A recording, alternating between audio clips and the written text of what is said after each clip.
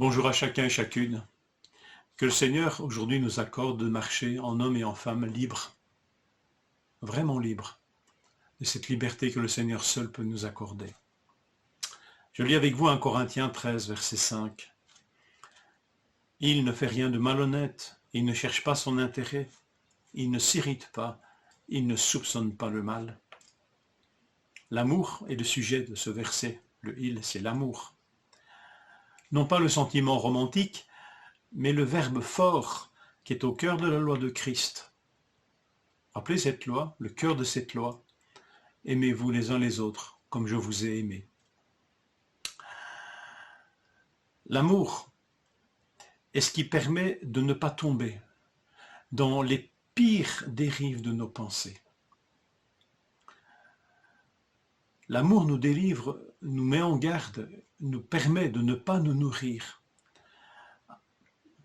et de ne pas nourrir nos pensées par des aliments toxiques qui nous gâchent l'âme et le cœur et font de nous des hommes et des femmes amers, prisonniers de ressentiments, ou pire, pouvant attrister et allant jusqu'à même éteindre l'esprit que nous avons reçu et accueilli, et de nous éloigner de Dieu, même avec des versets bibliques à la bouche, une Bible dans la main, mais le cœur sec et loin de Dieu. L'amour, dans ce texte, nous dit, que l'amour ne soupçonne pas le mal. En fait, ce verbe, traduit par soupçonner, est en fait un terme qui donne l'idée plutôt de compter ou de décompter, presque un terme de comptabilité. C'est pour ça qu'une traduction possible, et peut-être même plus fidèle, c'est « l'amour ne comptabilise pas le mal », sous-entendu que l'on m'a fait. La Bible à la Colombe complète un peu cette idée pour dire du mal que l'on m'a fait. La Bible à la Colombe traduit ce verset par « l'amour ne médite pas le mal ». Alors on va dire, oui, mais méditer le mal pour le faire à quelqu'un, peut-être, mais aussi méditer le mal que l'on m'a fait. Et après, vous allez voir dans 1 Corinthiens 13, on va parler de pardon. Donc moi, je pense que dans le contexte, c'est méditer le mal que l'on m'a fait, comptabiliser le mal que l'on m'a fait.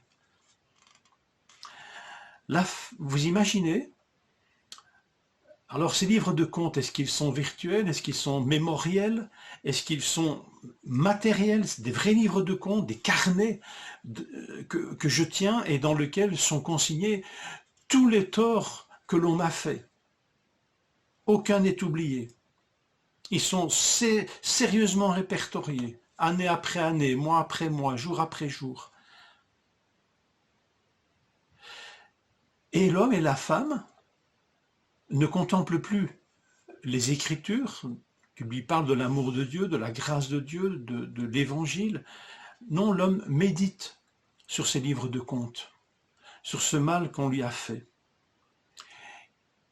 Et dans ce livre, bien sûr, il est la victime, toujours la victime. Et il médite sur ce livre, sur ce catalogue de torts à son égard.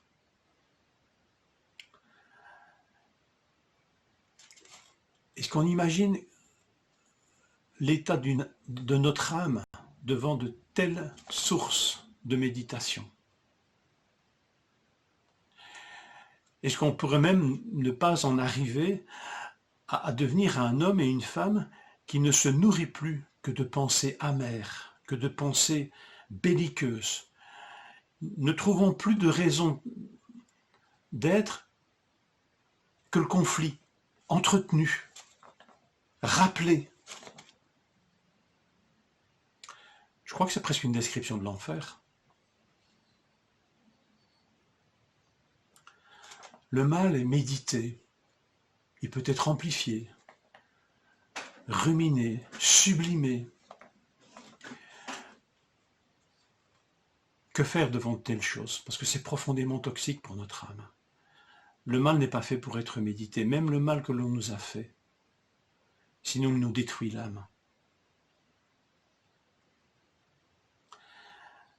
Dans le Notre Père, Jésus nous propose cette prière dans laquelle nous trouvons délivre-nous du mal. Alors cette demande du Notre Père est d'une urgence, y compris dans ce domaine de notre comptabilisation, de notre tendance à comptabiliser le mal que l'on nous a fait. Seigneur, délivre-moi de ce mal, délivre-moi de mes livres de comptes, délivre-moi, Seigneur, de toutes ces choses que j'ai comptabilisées dans ma mémoire, sur des carnets, peut-être sur mon ordinateur. Délivre-moi, Seigneur, de cette comptabilité toxique et affreuse. Mais le Notre Père, dans la demande précédente, nous dit pardonne-nous nos offenses, comme nous pardonnons aussi à ceux qui nous ont offensés. Le pardon, dont il est question aussi dans 1 Corinthiens 13, est ce qui peut nous délivrer de ces comptabilités toxiques. Alors si je découvre en moi une telle tendance à la comptabilisation, et plus même si je découvre des carnets, des supports physiques même de cette comptabilité, Seigneur, je veux te les apporter à tes pieds, Seigneur. Je veux te les apporter au pied de ta croix, au pied de ta grâce, au pied de ton pardon, Seigneur, pour que tu me délivres de ce mal. Et que je connaisse, Seigneur, la liberté de celui qui pardonne. Alors vraiment, je serai délivré de ces livres de comptes. Je pourrai les détruire et ne rien en retenir. Que le Seigneur nous parle au travers de sa parole, devant l'urgence de cette mise en garde. L'amour ne comptabilise pas le mal. Bonne journée.